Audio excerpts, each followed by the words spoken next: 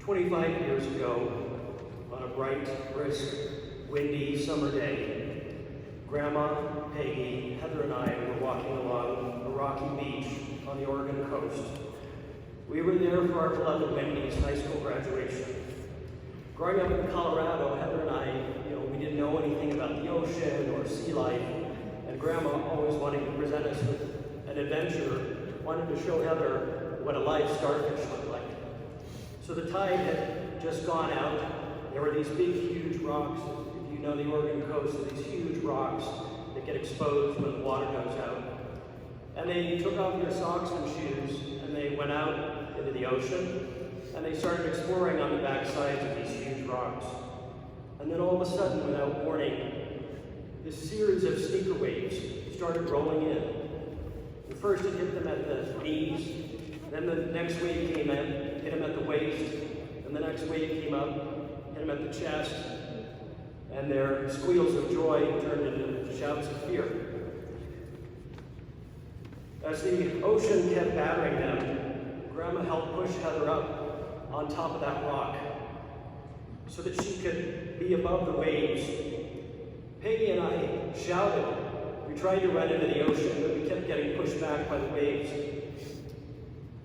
And all we could do was stand there, helpless. And then a final wave rolled over Grandma, and she disappeared, consumed by the ocean. The only thing that was left were her white canvas shoes sitting empty on the beach. I think back on that day on the beach and the image of those tiny shoes sitting empty on the sand, and I wonder, what could we possibly do to fill those shoes? Here are a few things for us to consider. First, if you're thinking about throwing anything away ever, please stop.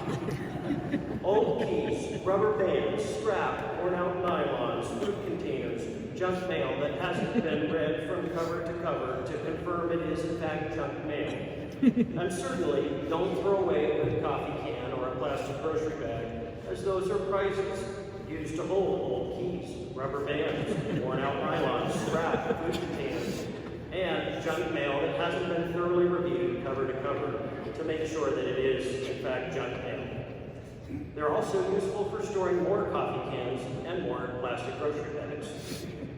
This, I think, was certainly a part of Grandma Peggy and Uncle Bill's upbringing.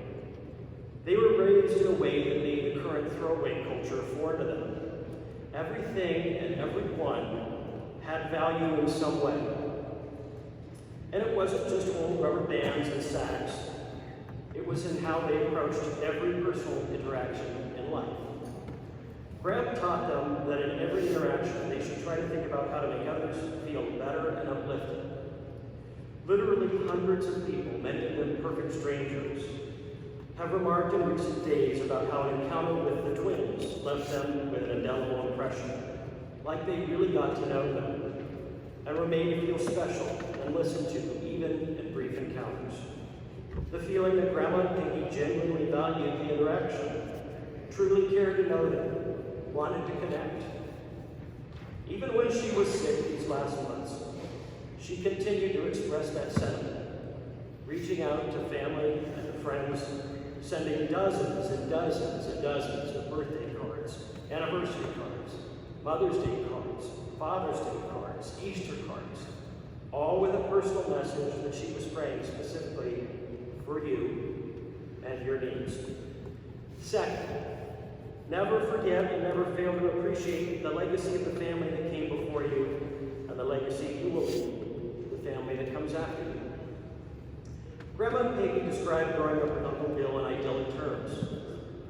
They had very little, but had a roof over their heads, enough food to eat, and parents whose marriage was so loving, so devout, and so uncontentious. They'll tell you that they truly never heard a cross word between Granny and Grandma.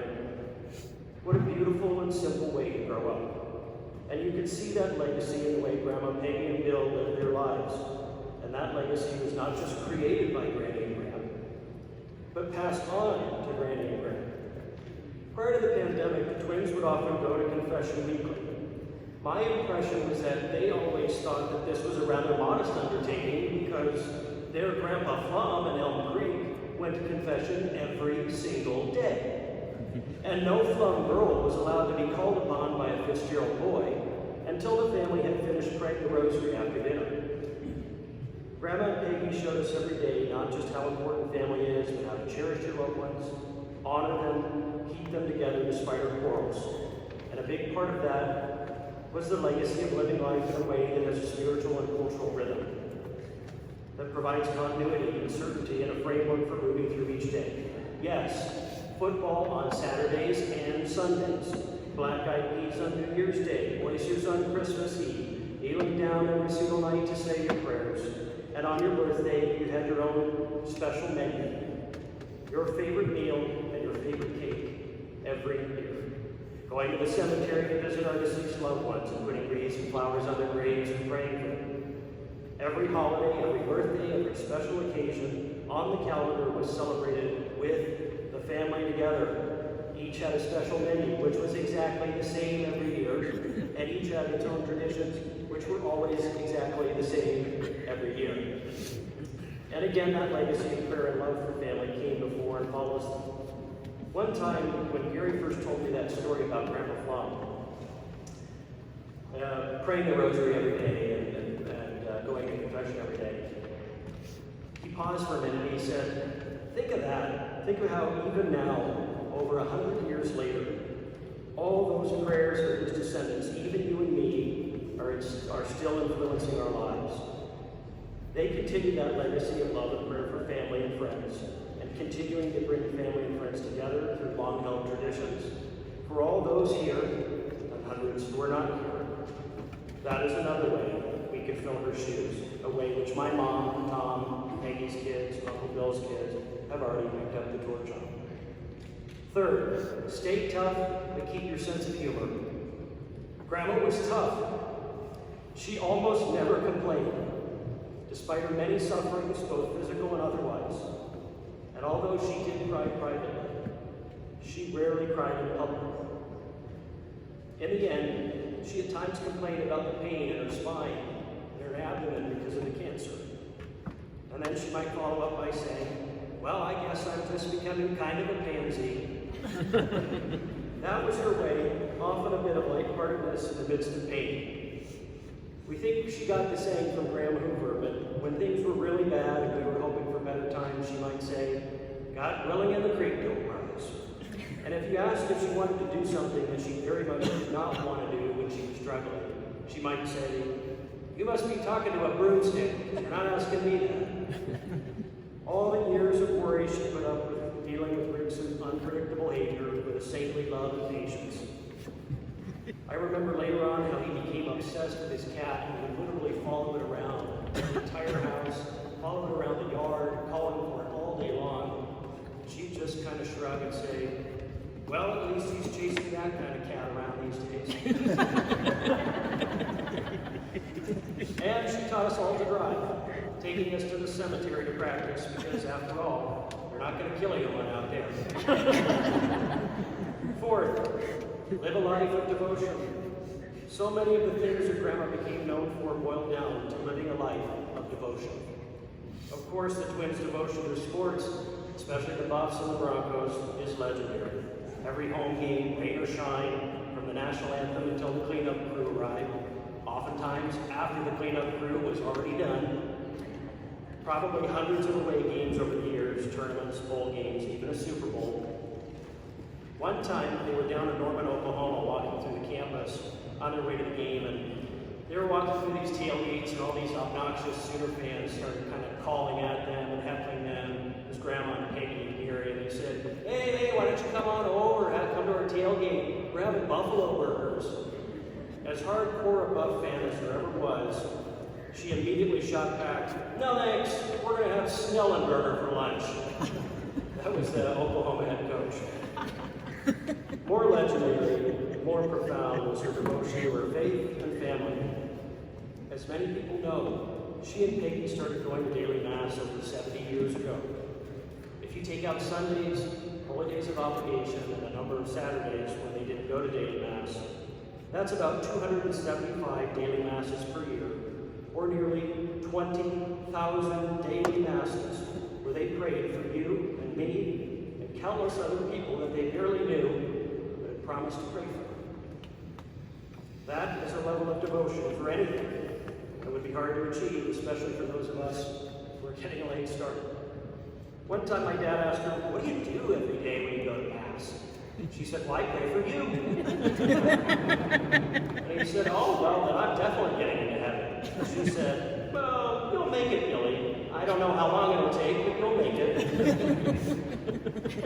That devotion translated to her caring for family as well every day in big ways and small. For example, in a small way, when we were kids and afraid of monsters in the dark, she would tell us to say, "Jesus, I trust in you."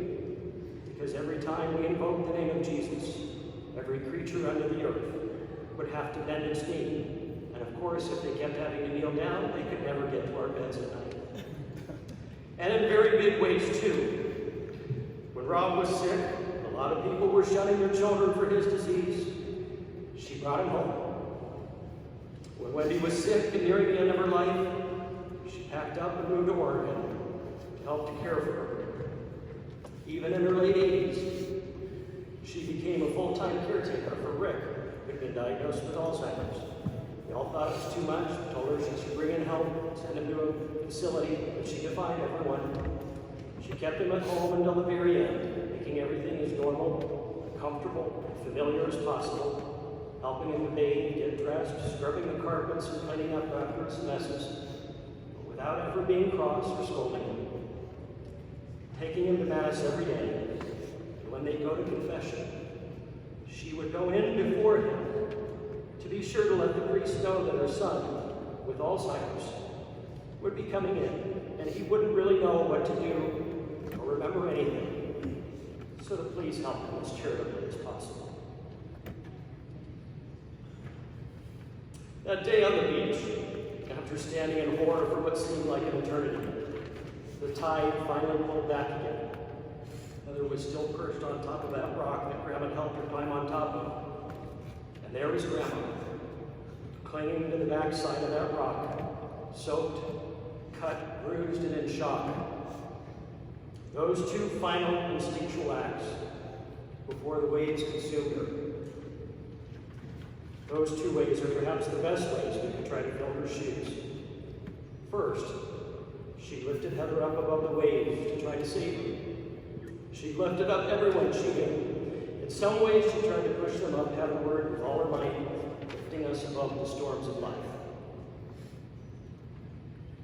Whether it was our parents having difficulties, or trouble at school, or any other challenge of life, she lifted us up. And somehow, despite any troubles in life, despite Rob's death, despite taking care of Grandpa and Grandma Hoover, despite Rick's temper, despite anything, somehow she could make it seem like things were normal. And that was where we were supposed to be. A lot of her lifting up was done during late night chats.